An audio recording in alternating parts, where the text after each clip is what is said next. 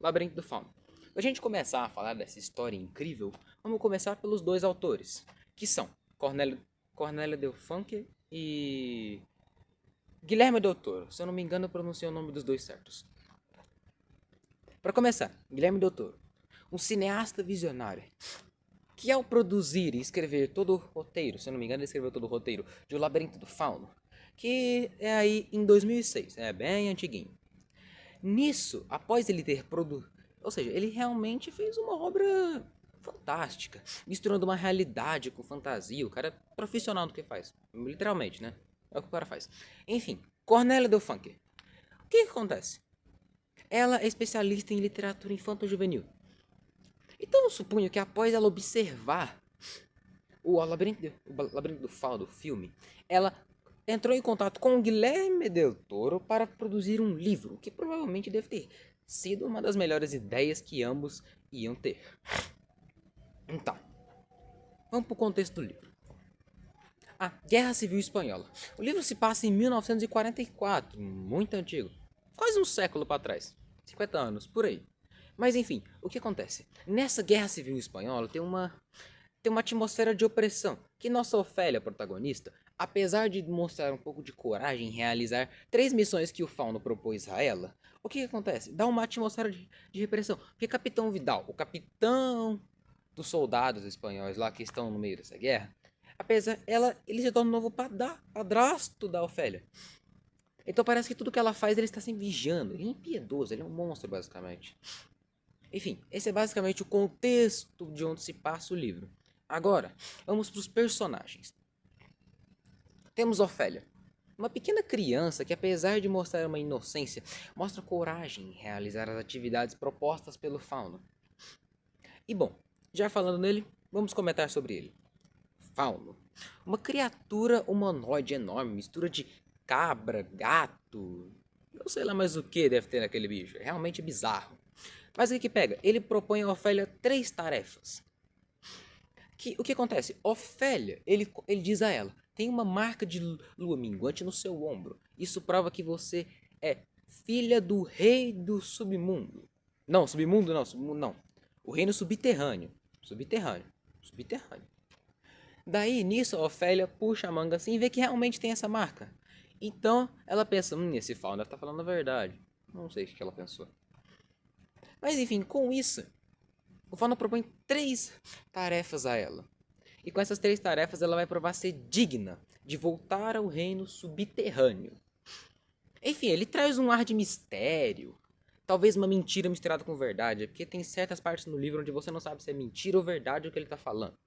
Mas enfim, terceira personagem, Mercedes, a empregada favorita de Capitão Vidal e ao mesmo tempo irmã do Capitão dos Rebeldes. Ela é secretamente aliada dos rebeldes e ao contexto do livro e do filme, ela vai pegando alguns mantimentos e vai levando até os rebeldes, meio que alimentando eles secretamente.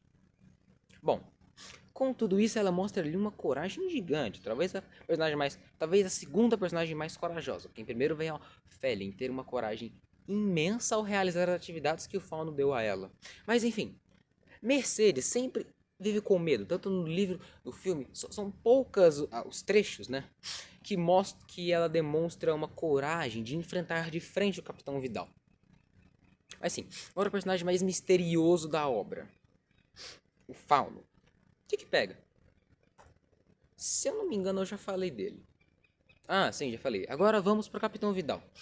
Um capitão impiedoso, cara, um monstro basicamente. Não tem ninguém que se compare a uma monstruosidade tão enorme quanto a dele. Mas enfim, certa parte do livro ele consegue capturar um dos rebeldes e o tortura. Bom, ele faz uma tortura ali bem sinistra. Eu recomendo você ler o livro para saber. Bom, te deixei com uma curiosidade. Mas enfim, uma coisa que eu até agora não citei.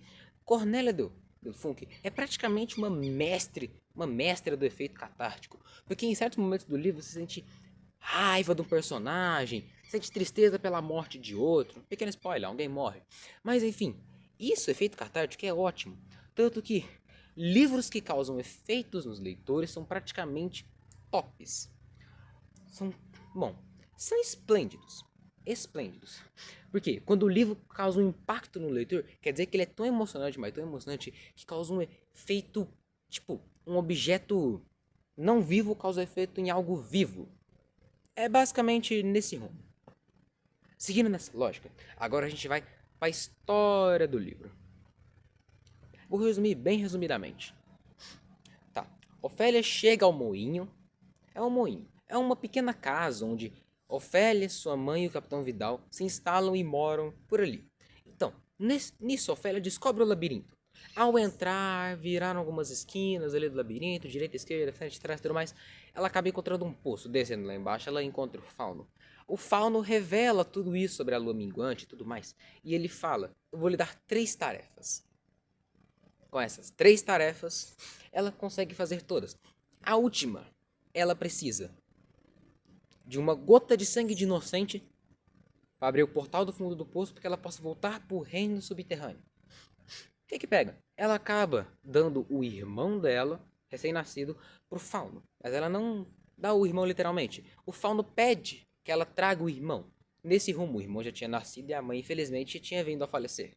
Enfim, ela fica relutante em entregar o irmão. Porque, bom, você não entregaria seu irmão para um ser mitológico desconhecido, sei lá o que aquele bicho é. Enfim, nisso, Capitão Vidal finalmente chega até Ofélia, pega seu filho de volta e dispara contra o peito de Ofélia. Nisso ela cai ali respirando seus últimos momentos, até que uma gota de seu sangue cai e acaba batendo na água do poço. E como em todo momento da história ela foi uma inocente, sendo, entre aspas, podemos dizer assim, manipulada pelo Fauno para que ela completasse as 3 missões. Nisso, o que acontece? O portal se abre, pois ela é inocente de fato, ela não tem nenhuma culpa.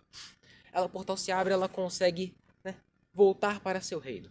Agora, uma opinião sincera. O livro é simplesmente fantástico. Certos momentos, é como eu disse, o efeito catártico. Certos momentos você sente raiva, tristeza, ou até mesmo ódio, dependendo da personalidade do leitor. Eu super recomendaria o livro, não tenho por que não gostar do livro. Eu recomendei ele para um amigo meu e o cara conseguiu ler isso aí em menos de 2 semanas. Porque a leitura simplesmente vicia. E bom, esse foi todo o meu trabalho sobre o Labirinto do Fauno. E bom, se você gostou, muito obrigado. Eu agradeço. Agora, se você não gostou, não tenho muito o que fazer. Até a próxima.